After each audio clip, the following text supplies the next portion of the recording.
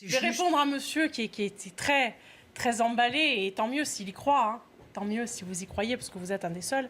Moi, je n'ai pas besoin de base de données ni d'open data pour savoir ce qu'ils veulent les Français. Bien sûr. Et non. Il y a un président de la République, vous voyez, comme Emmanuel Macron, il ne doit pas avoir besoin d'un grand débat. D'ailleurs, les Français pas participer. C'est des grands débats avec des élus, des gens choisis, etc. Bon, tout le monde, quand même, Léonard Bez, arrêtez. Oui, il a fait toutes les catégories. Il a même fait les enfants, pour vous dire. Oui, enfin, quand on fait les enfants, c'est quand même assez grotesque.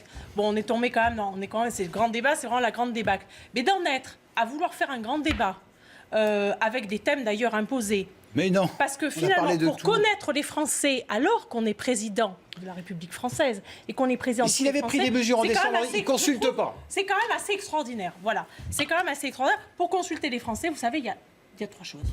Oui. Il y a le référendum qui a été demandé par tous les Gilets jaunes dès le départ. C'est le référendum d'initiative citoyenne. Et voyez-vous, ça fait 30 ans. 30 ans qu'au Rassemblement national, on le défend. On l'a toujours. Ça, le gouvernement n'en veut pas. Nous avons toujours proposé ça, parce que ça, c'est une réelle mesure démocratique. Ensuite, c'est de rétablir la proportionnelle intégrale aux élections législatives, et ensuite pour résoudre une crise aussi majeure. Parce que c'est une crise majeure à laquelle Emmanuel Macron ne s'attendait pas.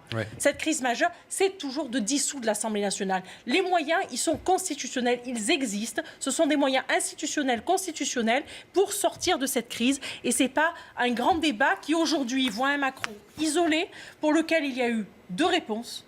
Il y a eu deux réponses dans ce grand débat. Il y a eu même trois réponses. Je termine simplement sur rapidement, s'il vous plaît.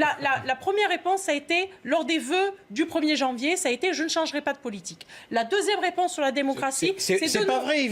On a voté des mesures pour 10 milliards. Je ne peux pas vous laisser dire des bêtises. Laissez-moi terminer. Vous les accumulez. La démocratie, ça a été de nommer Mme Sibeth Ndiaye, porte-parole du gouvernement, qui assume publiquement de mentir pour défendre Emmanuel Macron, qui est une personne... Vous avez menti 27 fois en une demi-heure. Et ensuite, je n'ai absolument pas menti. Et ensuite, troisième chose, pour Mme... Je crois que même Marine Le Pen a reconnu qu'elle avait menti sur certains sujets, quand même. Jamais. Jamais Jamais.